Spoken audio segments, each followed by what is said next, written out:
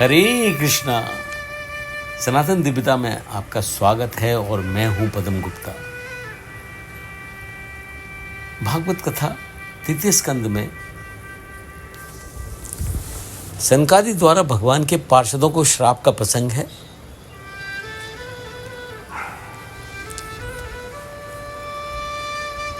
विदुर ने मैत्रेय मुनि से पूछा, मुनि श्रेष्ठ, ये हिरण्याक्ष कौन था और किस प्रकार भगवान से उसकी मुठभेड़ हुई?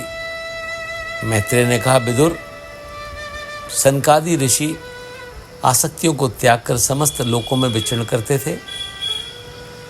पूर्ण तत्वज्ञ होने पर वे चारों 5 वर्ष के बालकों जैसे लगते थे। एक बार वे भगवान विष्णु के सत्व में बैकुंठ धाम जा पहुँचे। वहाँ सभी विष्णु रूप होकर रहते हैं और वह रूप प्राप्त भी उन्हीं को होता है जो उनकी आराधना करते हैं। जब सनकादि मुनीश्वर श्री हरि के निवास स्थान पर पहुँचे तो उन्हें बड़ा ही आनंद हुआ।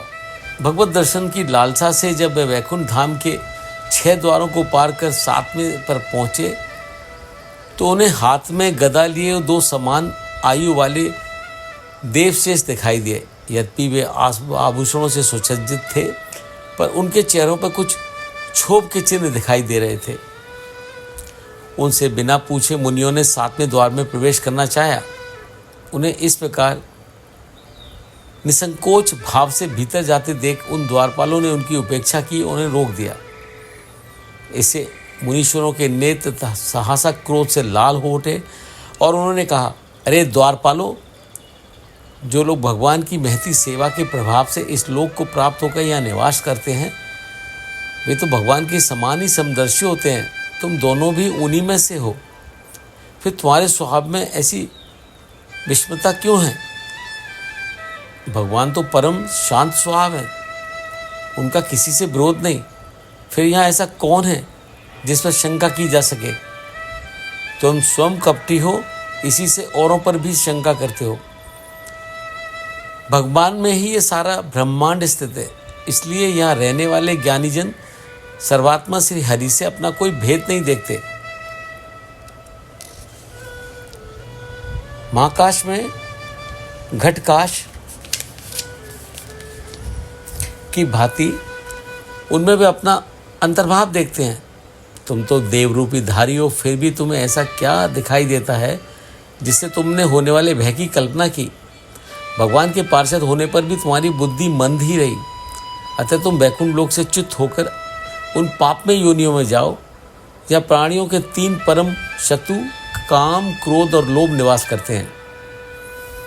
तुम्हारे अपराध के योग यही दंड है। सनकादि के ये कठोर वचन सुनकर वे दोनों पार्षद अत्यंत दीन हो उनके चरणों में गिर पड़े और विकल होकर कहने लगे, हम अवश्य अपराधी हैं। हमने भगवान का अभिप्राय न समझकर उनकी आज्ञा का उल्लंघन किया है, किंतु हमारी दुर्दशा पर विचार कर ऐसी कृपा कीजिए जिससे हम अधाधम योनियों में जाने पर भी हमें भगवत स्मृति को नष्ट करने वाला मोह प्राप्त न हो।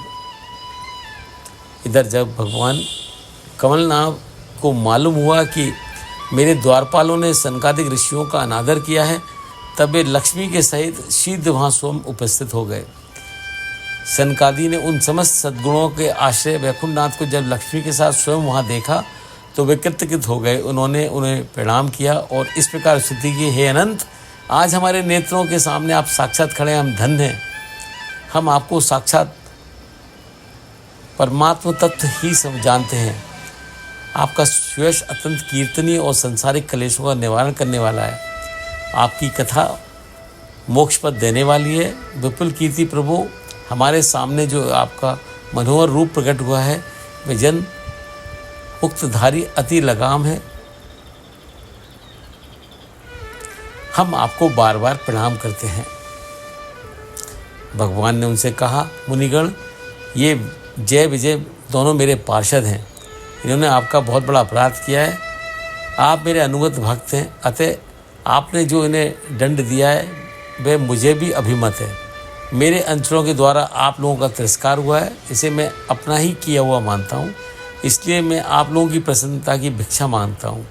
जो कोई आपके विरुद्ध आचरण करेगा मैं मेरा ही क्यों ना हो अवश्य दंड का भागी होगा। आप लोगों की सेवा करने से मैं पवित्र होता हूँ। मेरे अनुरोध से इन दोनों पर अब इतनी कृपा कीजिए कि इनका निर्वासन काल जल्द ही समाप्त हो जाए और अपने अपराधों के अनुरूप अधम गति को भोग कर ये सीधे मेरे पास लौट आएं।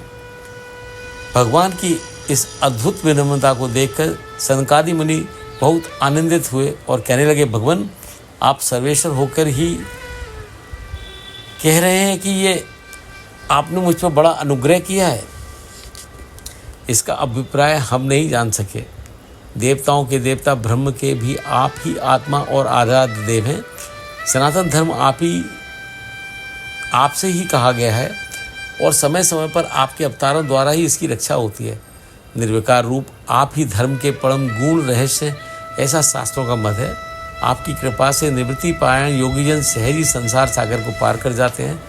फिर दूसरा आप पर क्या कृपा कर सकता है। आप अपने भक्तों पर विशेष प्रेम रखते हैं। आप स्वयं ही संपूर्ण भजनीय गुणों के आश्रय और साक्षात धर्म स्वरूप हैं। आप हमारे राजस्व और तमोगुण को दूर कर दीजिए। आप सतगुण की खान हैं और सभी जीवों का कल्याण करते हैं। सर्वेश्वर इन द्वारपालों को जैसा उचित समझें दंड दें या पुरस्कृत करें, हम निष्कपट भाव से आपसे सहमत हैं। हमने आपके इन निरपराध अनुचरों को श्राप दिया है, इससे उचित है कि आप हमें भी दंड दें। भगवान ने कहा, मुनिवरों आपने मेरी ही प्रेरणा से उन्हें श्राप दिया है। अब ये शीघ्र ही दैत्य योनि पाएंगे और वहाँ क्रोधावेश में बढ़ी हुई एकाग्रता के कारण षड्ण योग संपन्न होकर जल्दी से ही मेरे पास लौट आएंगे। मुनियों ने भगवान जनार्दन की प्रदक्षिणा की और प्रणाम कर उनका गुणगान करते हुए वहाँ से चले गए। तब भगवान अपने अनुचरों से कहा, जाओ किसी प्रकार का खेद न करो, तुम्हारा कल्याण ही होगा। मैं समर्थ होकर भी ब्रह्म तेज की उपेक्षा करना नहीं चाहता। एक बार जब मैं योग निद्रा में स्थित था तब तुमने द्वार में प्रवेश करती हुई लक्ष्मी को भी रोका था। इस पर क्रुद्ध होकर ये शाप पहले ही तुम्हें दे चुकी है। अब मेरे प्रति एकाग्रचित क्रोधाकार वृत्ति रहने पर तुम दोनों दैत्य योनियों में पाप मुक्त हो शीघ्र ही मेरे पास लौट आओगे। द्वारपालों को इस प्रकार सांत्वना देकर भगवान निज धाम को चले गए। वे देवश्रेष्ठ जय विजय ब्रह्म शाप से श्रीन हो गए और वैकुंठ लोक से च्युत होकर उन्होंने दिति के घर में प्रवेश किया।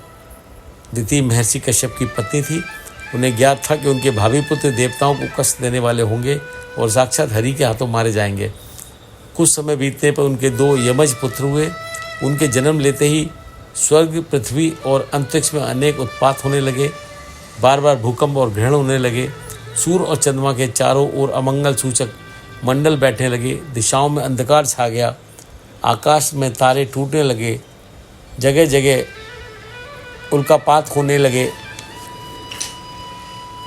आकाश में अनिश्चूचक उछल तारे दिखाई देने लगे। समुद्र दुखी मनुष्य की भांति कोलाहल करने लगा। उसमें ऊंची ऊंची तरंगें उठने से भीतर रहने वाले जीवों में बड़ी हलचल मच गई। गौ के थनों से दूध के बदले रक्त छूने लगा। बादल पीप की वर्षा करने लगे। देव मूर्तियों की आंखों में आंसू बहने लगे और बिना ही हवा के वृक्ष धराशायी होने लगे। ये दोनों दैत्य सीधी विशाल के अद्भुत पराक्रमी हो गए। महर्षि कश्यप ने बड़े पुत्र का नाम हिरण्यकशिपुर और छोटे का हिरण्याक्ष रखा।